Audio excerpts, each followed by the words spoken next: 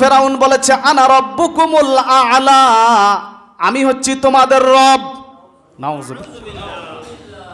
ফেরাউনের টাকা ছিল, সম্পদ ছিল, শক্তি ছিল, ক্ষমতা ছিল, রাজত্ব ছিল, কোনো কিছুর অভাব ছিল না। অভাব ছিল একটা, সেটার নাম কি? ঈমান না থাকলে দুনিয়াও যদি কোনো একটা মানুষের একা মালিকানায় চলে যায়, জান্নাতে যাওয়া যাবে না।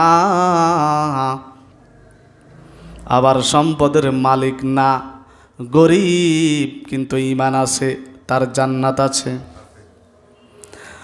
আরে রাসূলের সাহাবী হযরতে বেলাল রাদিয়াল্লাহু তাআলা আনহু মসজিদ নববীর বারান্দায় ঘুমাতেন। ঠিকমতো জামা কাপড় গায়ে দেওয়ার জন্য পেতেন না। ঘর নাই, বাড়ি নাই, টাকা নাই, সম্পদ নাই, কিন্তু হযরত বেলালের ঈমান আছে। কি আছে? এজন্য নবীর সাহাবী গরিব হওয়ার পরেও হযরতে বেলাল জান্নাতে যাবে। আমরা সেই নবীর উম্মত। আমাদের যদি সম্পদও না থাকে, টাকাও না থাকে, ক্ষমতাও না থাকে, যদি ঈমানটাকে ঠিক রাখতে পারি, আমার মৃত্যুর পরে আল্লাহ তাআলা আমার জন্য জান্নাতের ফয়সালা করে দিবেন। আমরা জান্নাতে যেতে চাই কি চাই না? আল্লাহর একজন পয়গম্বর, নাম হচ্ছে হযরত নূহ আলাইহিস সালাম, তার ছেলে জাহান্নামে যাবে, কারণ ঈমান নাই। কি নাই? নবীর ছেলে। নবীর, আপনার আমার ছেলে না। কার ছেলে? নবীর ছেলে কেনান। কি নাম? আচ্ছা, আল্লাহ কি পারতেন না নবী আপনার ছেলে, এই খাতিরে আপনার ছেলেকে মাফ করে দিলাম? আল্লাহ কি পারতেন না? আল্লাহকে কি কেউ বাধা দিতে পারত? কিন্তু আল্লাহ বলেন না না, কে নবীর ছেলে, কে নবীর স্ত্রী, ওটা আমি দেখব না, আমি পরিমাপ করব ঈমান আছে কিনা। ঈমান আছে তো আমার সাথে কথা আছে, ঈমান নাই, আমি আল্লাহর সাথে কোনো সম্পর্ক নাই। আমাদের ঈমান আছে না নাই? এই জন্য আল্লাহর সাথে সম্পর্ক করার জন্য জুমার নামাজে চলে এসেছি। আর ওই যে ঋষি পাড়ায় কত হিন্দু আছে, তাদের সাথে আল্লাহর কোনো সম্পর্ক আছে? কারণ কাফেরের সাথে আল্লাহর কোনো সম্পর্ক নাই। সূরা তাওবার মধ্যে আল্লাহ বলেছেন, মুশরিকদের সাথে আমি আল্লাহরও সম্পর্ক নাই, আমার নবীরও কোনো সম্পর্ক নাই। অতএব তোমরা ঈমানদাররাও কাফেরদের সাথে বন্ধুত্ব করিও না, কারণ তাদের সাথে বন্ধুত্ব করলে লাভের চাইতে ক্ষতি হবে বেশি। ওই কাফেরকে যদি বন্ধু বানাই, কাফেরকে যদি আমার সহযোগী বানাই, ওই কাফের, ওই মুশরিক সুযোগ মতো আমার সব চাইতে জীবনের যে দামি সম্পদটা, ওই ঈমানটা আস্তে করে নিয়ে যাবে। ঠিক না? বলবে চলো আজকে আমাদের পূজা হচ্ছে। কি হচ্ছে? আরে চলো দেখবা আর কি, তোমারও বলতেছি না আমাদের মূর্তির সামনে তুমি মাথা নত করো, দেখবা আর কি, চলো। এই যে সঙ্গ দোষে লোহা বাসে, কইতেও পারে না। সৎসঙ্গে স্বর্গবাস, অসৎসঙ্গে। নামাজির লগে বন্ধুত্ব করলে আপনাকে খোঁচায়া খোঁচায়া মসজিদে নিবে। ঠিক না? আমি ইমাম সাহেবের সাথে কেউ যদি বন্ধুত্ব করে, আমি তাকে চেষ্টা করব আল্লাহর ঘর পর্যন্ত পৌঁছাতে। আর কোন কাফের সাথে যদি বন্ধুত্ব করেন, ওই কাফের আপনাকে খোঁচায়া খোঁচায়া বিড়ি টানাবে। কি টানাবে? আপনাকে দিয়ে মিথ্যা কথা বলাবে, আপনাকে দিয়ে আরেকজনকে গালি দেওয়াবে, আপনাকে দিয়ে ঈমান বিধ্বংসী কাজ করা।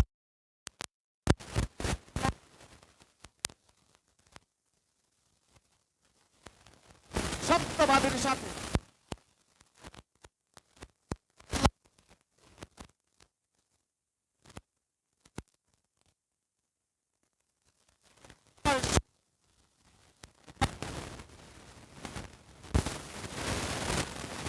কারণ আমাদের জীবনের সবচাইতে দামি সম্পদের নাম হচ্ছে ঈমান।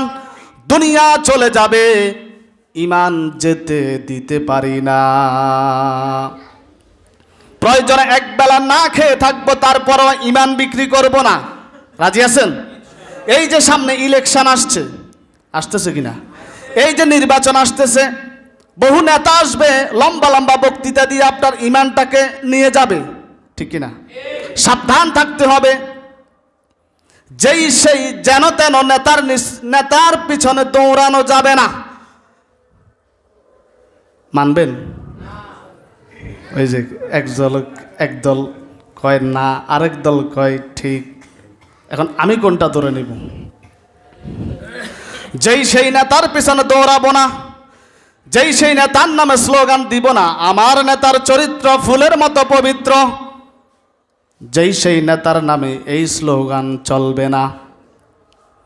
যদি ফুলের মতো চরিত্র স্লোগান দিতে হয়, একজন ইমাম সাহেবকে নেতা বানায়া তারপরে আপনি স্লোগান দিয়েন, কাজে লাগবে।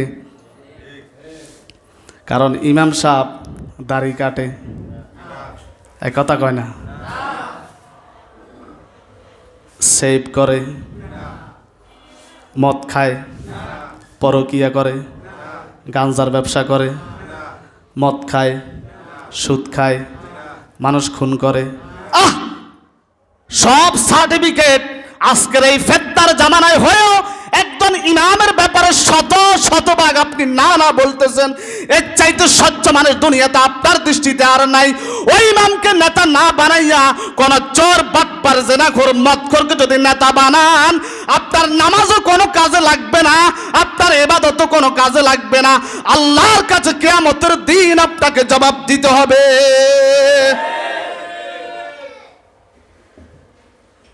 বলবেন হুজুর এই যে রাজনীতির মধ্যে ঢুকছে, এই জন্য হুজুরদের ওয়াজ ভালো লাগে, খালি রাজনীতি করে। নবীরা রাজনীতি করছে, আল্লাহ রাজনীতির বয়ান কোরআনে বর্ণনা করছে। আমি বললে দোষ কি? যদি দোষ ধরতেই হয় আল্লাহর দোষ ধরো, পারবেন? যদি দোষ ধরতেই হয় নবীর দোষ ধরো, যদি দোষ ধরতেই হয় সাহাবীদের সমালোচনা করো, নাউজুবিল্লাহ। নবী রাজনীতি করেছেন, সাহাবীরাও রাজনীতি, তা আমি করলে দোষ কি? নবীর জীবনের 23 বছরের জিন্দেগির কোনো একটা সেকেন্ড কি বাদ দেওয়ার সুযোগ আছে? রাসূলের জিন্দেগির একটা সেকেন্ড কেউ যদি অস্বীকার করে, সে তো আর ইমানদার থাকতে পারে না। তাহলে রাসূলের জীবনে কি রাজনীতি নাই? অতএব আমাদেরকেও রাজনীতি করতে হবে, কিন্তু সেটা হচ্ছে কোরআনের রাজনীতি, দুনিয়ার গণতন্ত্রের রাজনীতি না। আল্লাহ আমাদের বুঝার তৌফিক দেন। আমি আমার আলোচনার দিকে চলে যাচ্ছি, ভূমিকাতে কিছু কথা বলছি আর কি।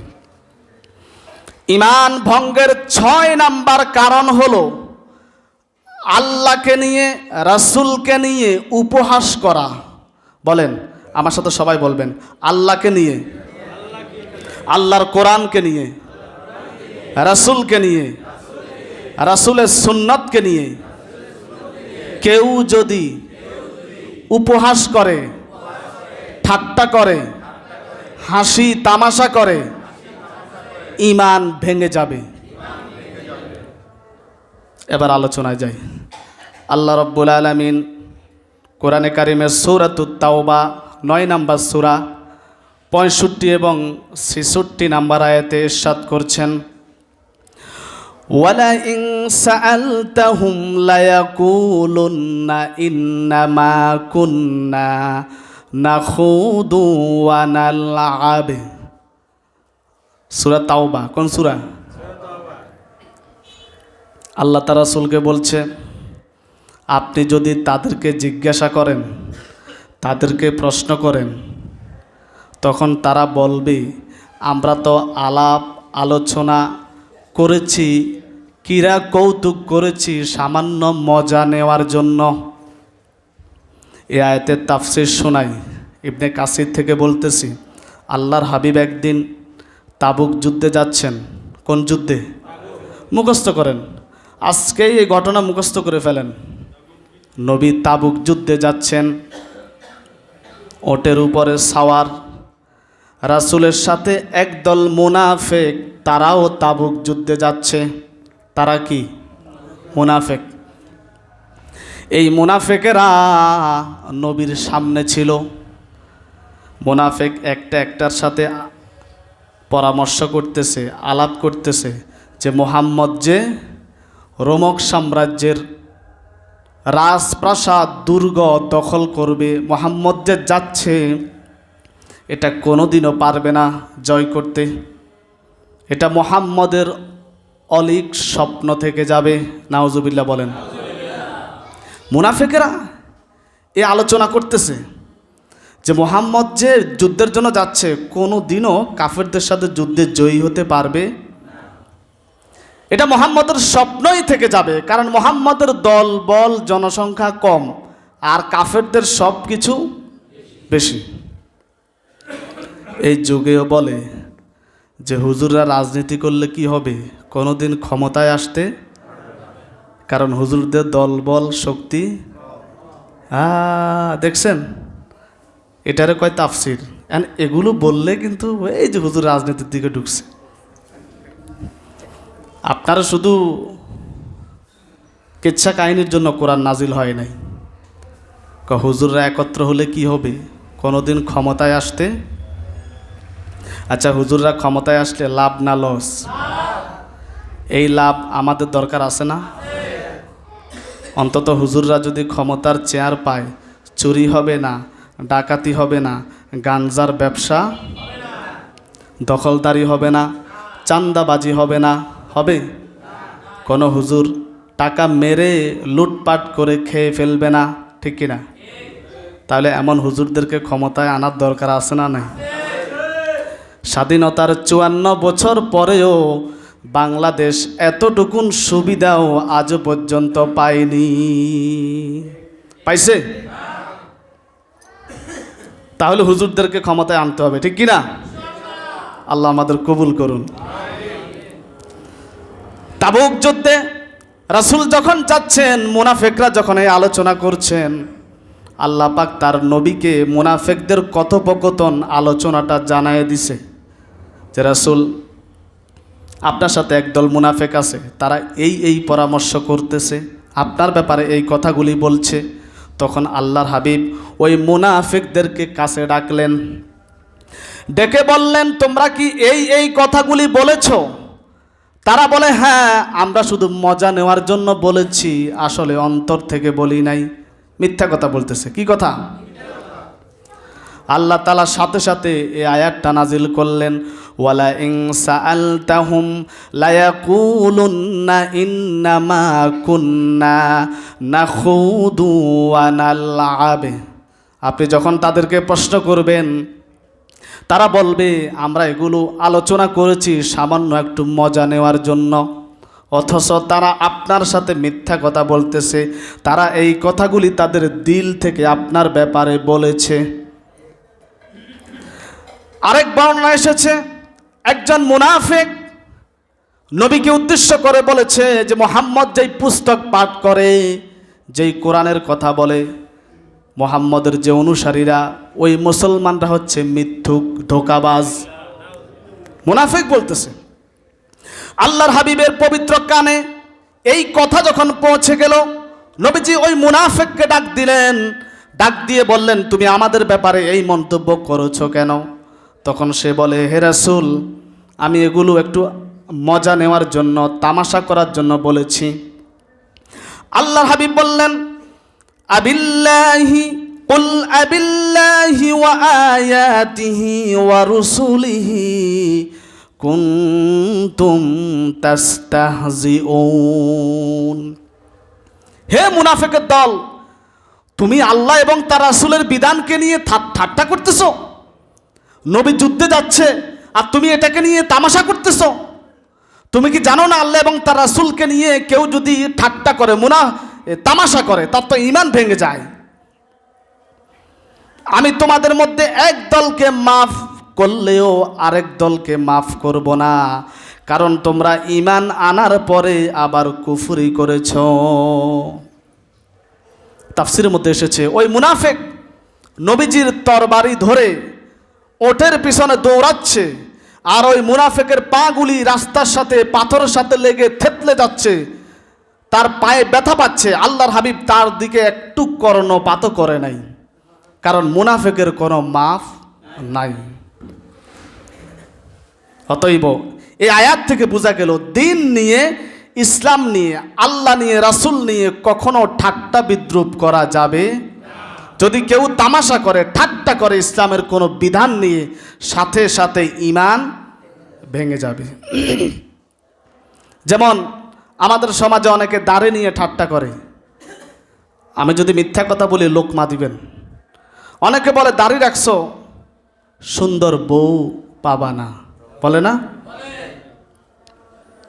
আবার অনেকে বলে এই বয়সে কি দাড়ি রাখার সময়, তোমাকে এখন দেখতে কেমন জানে বুড়া বুড়া লাগতেছে। কি লাগতেছে? বুড়া বুড়া লাগতেছে, বলে না? এরপর দাড়ি রাখছ ঠিক, কিন্তু ভালো একটা চাকরি কিন্তু পাবা না। বাংলাদেশে দাড়ির জন্য চাকরি হয় না, এই নজির আছে না নাই? চাকরি নিতে গেলে দাড়ি কাটতে হবে। এই যে কিছুদিন আগে ফেসবুকে দেখেছি, একজন লোক আমার চেয়েও দাড়ি বড়, চাকরির জন্য তার সব দাড়িগুলি কেটে ফেলেছে। এই যে দাড়ি নিয়ে টিটকারি করে, যে দাড়ি রাখছ তোমার কপালে সুন্দর বউ আসবে না, দাড়ি রাখছ তুমি ভালো একটা চাকরি পাবা না, দাড়ি রাখছ তোমাকে দেখতে মুরব্বি মুরব্বি লাগতেছে। এই যে রাসূলের দাড়ি নিয়ে যারা টিটকারি করে, মস্কারি করে, রাসূল বলেছেন, আল্লাহ বলেছেন, দাড়ি কি ইসলামের বিধান না? তো ইসলামের কোনো বিধান নিয়ে কেউ যদি মস্কারি করে তার ঈমান ভেঙে যাবে। আর করবেন? এই কথাগুলো কখনো জবান থেকে বের হবে? এরপর আসেন, আমাদেরকে বলে যে মোল্লার দৌড়, বাহ, সবার মুখস্থ। তার মানে এটা আমরা সবাই বলি কি বলি না? এই মোল্লার দৌড় মসজিদ পর্যন্ত, এই কথা কেন বলে বলেন তো? এই কথা এজন্য বলে, কারণ মোল্লা কোরআন শিখছে, হাদিস শিখছে, এটাই, ইংরেজিও শিখে নাই, বাংলাও শিখে নাই। এই জন্য মোল্লার দৌড়, মোল্লা ঘুরাই ঘুরাই আজান দে, কয় হুজুরদের খেয়ে দিয়ে কাজ নাই, খালি আজান আর নামাজ, আজান আর। আমাদের নাকি খেয়ে দিয়ে কোনো কাজ নাই, আমরা নাকি আজান আর শুধু নামাজ নিয়ে থাকি। এই যে আমাদেরকে মস্কারি করতেছে কেন? শুধু দিন শিখার কারণে। কি শিখার কারণে? ওই যে আজান শিখছি, নামাজ শিখছি, কোরআন শিখছি, এই জন্য আমাদেরকে বলে মোল্লার দৌড় মসজিদ পর্যন্ত, হুজুরদের খেয়ে দিয়ে কাজ নাই, খালি আজান আর নামাজ। আচ্ছা, কোরআন, আজান, নামাজ এগুলো কি ইসলামের বিধান না? তো ইসলামের এই বিধান নিয়ে কেউ যদি ঠাট্টা করে, ইসলামের এই বিধান শিখার কারণে কেউ যদি কাউকে লক্ষ্য করে হাসি তামাশা করে, তার ঈমান থাকবে? তাহলে এই কথা বলবেন মোল্লার দৌড় শুধু মসজিদ পর্যন্ত, হুজুরদের খেয়ে দিয়ে কাজ নাই, কিছুক্ষণ পরে আজান আর নামাজ, এগুলো বলবেন? আপনি এগুলি হাসি ঠাট্টা করে বলতেছেন, এই ফাঁকে আপনার ঈমানটা কিন্তু নষ্ট হয়ে যাচ্ছে। সাবধান, ইসলামের কোনো বিধান নিয়ে অথবা ইসলামের কোনো বিধান আরেকজন পালন করতেছে তাই তারে আপনি উপহাস করবেন, ঠাট্টা করবেন, ঈমান থাকবে না, ঈমান। এরপর আসেন, টাকনুর উপরে পায়জামা পরে, এ পরে কেন এটা নিয়েও ঠাট্টা করে। এই যুগে কি টাকনুর উপরে পায়জামা চলে? এখন তো আধুনিক যুগ, এখন বিজ্ঞানের যুগ, টাকনুর নিচে পায়জামা রাখতে হবে। কিসের টাকনুর উপরে? আবার টাকনুর উপরে পায়জামা পরলে কয় জামাত শিবির। কি কয়? এবার আমার একটা উত্তর দেন, আচ্ছা টাকনুর উপরে পায়জামা পরা এটা কি জামাত শিবিরের বিধান? চেহারার দিকে তাকায়, যখন দেখে টাকনুর উপরে পায়জামা তখন কয় এটা জামাত না হয়। হায় হায়, ইন্নালিল্লাহ, কি বলে? টাকনুর উপরে পায়জামা পরা এটা জামাত শিবিরের কোনো আমল না, এটা স্বয়ং আল্লাহ এবং তার রাসূলের আমল। তার মানে আপনি জামাত শিবির বলতেছেন, জামাত শিবিররা এই আমল, হ্যাঁ এই আমল, তাই আপনি তার এই কথা বলতেছেন, আপনি এই আমল করেন না। আচ্ছা, এই আমল কি শুধু জামাত শিবিরের জন্য খাস, না আপনার জন্য আমলটা করতে হবে? তা আপনি তো করেন না, আরেকজন যখন আমল করে তাকে বিভিন্ন ট্যাগ লাগিয়ে যখন আপনি তাকে উপহাস করেন, আপনার ঈমান আছে? কথা সোজা, বুঝা তো কঠিন না, আপনার ঈমান আছে? হাদিসে আসছে সালাসাতুল লা ইউকাল্লিমুহুমুল্লাহু ইয়াউমাল কিয়ামা ওয়া লা ইউযাক্কিহিম ওয়া লা ইয়ানযুরু ইলাইহিম ওয়া লাহুম আযাবুন আলীম। কিয়ামতের দিন আল্লাহ 3 ব্যক্তির সাথে কথাও বলবে না, তার দিকে ফিরে তাকাবেনও না, তাকে মাফও করবে না। আচ্ছা, এমন একজন ব্যক্তি যদি আমি হয়ে যাই, আমার অবস্থা ভালো হবে না খারাপ হবে? এই 3 শ্রেণীর মধ্যে এক শ্রেণী হচ্ছে তারা যারা টাকনুর নিচে লুঙ্গি পরে, পায়জামা পরে, প্যান্ট পরে, জুব্বা পরে। টাকনুর নিচে কোথায়?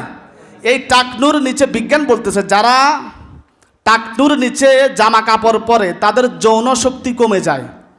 বিজ্ঞানদের বিভিন্ন থিওরি আছে এই ব্যাপারে। রাসূল বলেছেন যারা টাকনুর নিচে পায়জামা পরে, প্যান্ট পরে, লুঙ্গি পরে, এদের সাথে আল্লাহ কি বলবে না? তো আল্লাহ যদি কিয়ামতের দিন কথা না বলে, আমার মতো আব্দুল্লাহর কি গতি হবে? এই কি গতি হবে? খালি কথা না, আল্লাহ বলে কথাও বলবো না, তার দিকে তাকাবো না, তারে মাফও করবো না। তাহলে এই আমলটা শুধু জামাত শিবির করবে না, সব মুসলমানের দায়িত্ব। সাবধান, আপনি এগুলো উপহাস করে আরেকজনকে তামাশা করতেছেন, এই সুযোগে আপনার ঈমানটা কিন্তু চলে যাচ্ছে, আপনি টেরও পাচ্ছেন না। এজন্য হাসতে হাসতে অনেক সময় ঈমান চলে যায়, হাসতে হাসতে তামাশা করতে করতে অনেক সময় ঈমান চলে যায়। আলোচনা তো অনেক লম্বা, বলবো আস্তে আস্তে সব বলবো, প্রয়োজনে আরও কয়েক জুমা আলোচনা করব। রাজি আছেন না নাই? ইনশাল্লাহ। এবার আসেন, আল্লাহ তাআলা বলছেন ফানাযারুল্লাযীনা লা ইয়ারজুনা লিকাআনা ফি তুগয়ানিহিম ইয়ামাহুন। সুতরাং যারা আমার সাথে সাক্ষাতের আশা রাখে না, আমি আল্লাহ তাদেরকে দুষ্টামিতে ব্যতিব্যস্ত করে দিই, ব্যতিব্যস্ত করে দিই। আল্লাহ বলছে যারা আমার সাথে সাক্ষাতের আশা রাখে না, আমার জীবনের সমস্ত হিসেব কিয়ামতের দিন আল্লাহর সামনে দিতে হবে, এই ভয় যাদের দিলের মধ্যে নাই, আমি আল্লাহ তাদেরকে দুনিয়ার খেল তামাশার মধ্যে ব্যস্ত করে দিই। সারাদিন টাকার পেছনে দৌড়ায়, চাকরির পিছনে দৌড়ায়, রাজনীতির পিছনে দৌড়ায়, দুনিয়া নিয়ে পাগল থাকে, আল্লাহকে একবেলা নামাজে সেজদা করবে এই সুযোগ আল্লাহ বলে সে যখন, কারণ তার দিলের মধ্যে ভয় নাই, তো ভয় নাই বলেই সে আল্লাহকে সেজদা দেয় না, নামাজ পড়ে না, গুনাহ করে। আল্লাহ বলে যাদের দিলের মধ্যে আমার ভয় নাই, আমি তার ইবাদত থেকে দূরে সরাই দিই, যা দুনিয়া নিয়ে তুই পাগল থাক। আল্লাহ বলেছে আমি যদি তারে হেদায়েত না দিই, এমনও আছে তার গোটা জিন্দিগিটা এই দুষ্টামির মধ্যে কেটে যায়। নাউজুবিল্লাহ। আর যে ব্যক্তির দিলের মধ্যে আল্লাহর ভয় আছে, আমি কোনো না কোনো সময় তাকে হেদায়েত নসিব করি, কোনো না কোনো সময় আমাকে সেজদা দেওয়ার তৌফিক দিই। মসজিদে কিন্তু এসে সবাই নামাজ পড়তে পারে না, আল্লাহকে সেজদা সবাই দিতে পারে না, অথচ সুস্থ সব কিছু ঠিক আছে, এরপরও আল্লাহকে সেজদা দিতে পারে না। আবার অনেক মানুষ সেজদা করতে পারে না, কত কষ্ট, অসুস্থ, এরপরেও আল্লাহকে সেজদা করে না? তা আল্লাহর ইবাদত করার জন্য আল্লাহর তৌফিক লাগে। আপনি ক্ষমতা থাকলে যে ইবাদত করতে পারবেন এমন কোনো কথা নাই। এরপর আল্লাহ বলছেন وَقَدْ نَزَّلَ عَلَيْكُمْ فِي الْكِتَابِ أَنْ إِذَا سَمِعْتُمْ آيَاتِ اللَّهِ يُكْفَرُ بِهَا وَيُسْتَهْزَأُ بِهَا فَلَا تَقْعُدُوا مَعَهُمْ حَتَّى يَخُوضُوا فِي حَدِيثٍ غَيْرِهِ إنكم إذا مثلهم إن الله جامع المنافقين والكافرين في جهنم جميعا। আল্লাহ তাআলা বলছেন কোরআনের মাধ্যমে তিনি হুকুম জারি করেছেন, যারা আল্লাহর আয়াতকে অস্বীকার করে এবং আল্লাহর বিধানকে নিয়ে যারা ঠাট্টা করে, বিদ্রূপ করে, আপনি সাথে সাথে তাদের সঙ্গ ত্যাগ করবেন। আল্লাহ বলছেন যারা আমার কোরআনকে অস্বীকার করে, আমার কোরআন নিয়ে যারা ঠাট্টা করে, আপনি সাথে সাথে তাদের কাছ থেকে দূরে সরে যাবেন, যতক্ষণ না তারা এই নিকৃষ্ট কাজ থেকে বিরত না হয়, যতক্ষণ না তারা এই অন্যায় কাজ থেকে নিজেকে বিরত না রাখে। একজনে বসে বসে নামাজের বিরুদ্ধে কথা বলতেছে, একজনে বসে বসে দাঁড়ের বিরুদ্ধে কথা কয়, একজনে বসে বসে আলেমদের বিরুদ্ধে বয়ান করে, আর আপনি যদি বসে বসে শুনেন, ওখান থেকে উঠে না যান, হয় বাধা না দেন, আল্লাহ কোরআনে বলেছেন তাহলে আপনিও তাদের মতো হয়ে যাবেন। নাউজুবিল্লাহ বলবেন না? এজন্য কোনো ব্যক্তি যদি ইসলামকে নিয়ে তামাশা করে, আজে বাজে বক্তব্য দেয়, ইমানদার কখনো সেখানে বসে থাকতে পারে না, সাথে সাথে তার সঙ্গ ত্যাগ করে দূরে সরে যেতে হবে, অন্যথায় আমিও সেই দলের অন্তর্ভুক্ত হয়ে যাব। কার কথা? অতএব আল্লাহ নিয়ে, রাসূল নিয়ে যারা আজে বাজে কথা বলে তাদের সাথে বন্ধুত্ব করা যাবে না। তাদের সাথে বন্ধুত্ব করতে গেলে সাবধান থাকতে হবে, কারণ আমি যদি তাদের সাথে বন্ধুত্ব করি আমিও তো সেই দলে শামিল হয়ে গেলাম। অতএব যারা ইসলামকে নিয়ে গালিগালাজ করে, নামাজ নিয়ে, রোজা নিয়ে যারা উল্টাপাল্টা কথা বলে, হজ নিয়ে যারা উল্টাপাল্টা কথা বলে, এদের সাথে সম্পর্ক করা যাবে না। আল্লাহ তাআলা বলছেন, ইয়া আইয়ুহাল্লাযীনা আমানু লা তাত্তাখিযুল্লাযীনা ইত্তাখাযু দীনাকুম হুজুওয়ান ওয়া লা'iবাম মিনাল্লাযীনা উতুল কিতাবা মিন ক্বাবলিকুম ওয়াল কুফফারা আউলিয়া ওয়াত্তাকুল্লাহা ইন কুনতুম মুমিনিন। আল্লাহ বলেন, হে মুমিনগণ, তোমরা আহলে কিতাবদেরকে যদি দেখো তারা আমার ধর্মকে নিয়ে, ইসলামকে নিয়ে উপহাস করতেছে। কাদেরকে? আহলে কিতাবদেরকে যদি তোমরা দেখো তারা কি করে, দ্বীনকে নিয়ে উপহাস করতেছে, তাহলে এবং খেলা করতেছে, তাহলে তোমরা তাদেরকে এবং কাফেরদেরকে বন্ধু হিসাবে গ্রহণ করিও না। আহলে কিতাব যারা আর কাফের যারা, তাদের সাথে বন্ধুত্ব করতে নিষেধ করেছেন কে? আহলে কিতাব কারা? আহলে কিতাব বলা হয় ইহুদি এবং খ্রিস্টানদেরকে। ইহুদি এবং খ্রিস্টানরা কি? আহলে কিতাব। এই আহলে কিতাবরা আল্লাহর বিধানকে নিয়ে ঠাট্টা করে, কোরআনকে নিয়ে ঠাট্টা করে, জিকিরকে নিয়ে ঠাট্টা করে, পর্দাকে নিয়ে ঠাট্টা করে, এরপর হজকে নিয়ে, রোজাকে নিয়ে তারা ঠাট্টা করে। আল্লাহ বলে, এই আহলে কিতাবদেরকে যখন দেখবা তারা আমার দ্বীনকে নিয়ে উপহাস করতেছে, তাদেরকে এবং কাফেরদেরকে কখনো বন্ধু বানায়ও না, কারণ বন্ধু বানালে আমিও তাদের মতো হয়ে যাব। আল্লাহ পাক বলছেন, ওয়া ইযা নাদাইতুম ইলাস সালাতি ইত্তাখাযু হুজওয়ান ওয়া লা'iবা যালিকা বিআন্নাহুম কওমুল লা ইয়াকিলুন। আর যখন তোমরা কিছু মানুষকে নামাজের জন্য ডাকো, শোনেন, কিছু মানুষকে যখন তোমরা নামাজের দিকে ডাকো, তখন তারা নামাজটাকে খেলা মনে করে, নামাজ নিয়ে তারা উপহাস করে, করে কি না? আমরা যখন অনেক নামাজের জন্য ডাকি, দেখবেন কিছু মুসলমান বলে, আরে তোমার নামাজ তুমি পড়ো, কবে থেকে একবারে নামাজি হয়ে গেছো দেখি নাই, বলে কি না?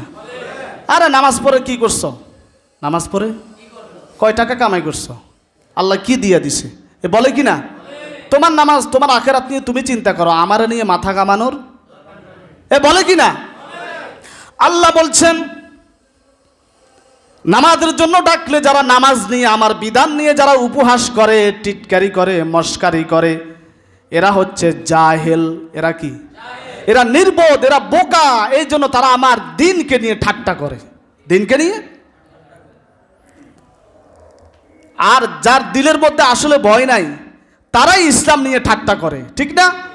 যাদের দিলের মধ্যে আল্লাহর ভয় আছে, তারা কখনো দ্বীন নিয়ে উল্টা পাল্টা মন্তব্য করে না, এটা বাস্তব। এরপর আল্লাহ তাআলা বলছেন, ওয়া ইযা লাকুল্লাযীনা আমানু ক্বালু আমান্না ওয়া ইযা খালাউ ইলা শায়াতিনহিম ক্বালু ইন্না মাআকুম ইন্নামা নাহনু মুস্তাহজিউন। হে রাসূল, আর যখন তারা ইমানদারদের সাথে মিশে, মুনাফিকদের কথা বলতেছে, তখন তারা ইমানদারদেরকে বলে আমরা তোমাদের দলের লোক।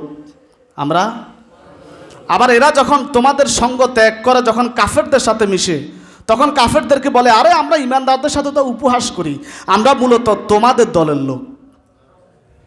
কি বলে? আল্লাহ বলতেছেন এই যে মুনাফিকরা যখন ইমানদারদের সাথে মিশে, মুসলমানদের সাথে মিশে, তখন বলে আমরা মুসলমানদের দলের, আমরা মুসলমানদেরকে সাপোর্ট করি।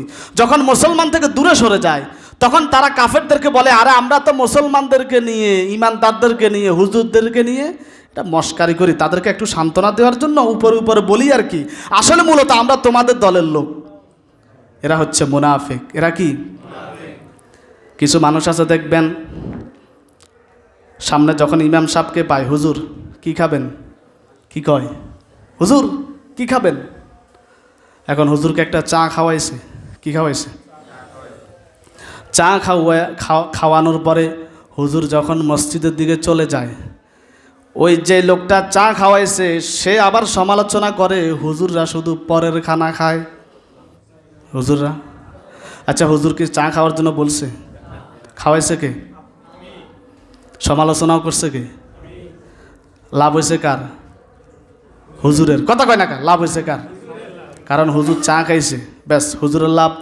আর লস হয়েছে কার? আপনার।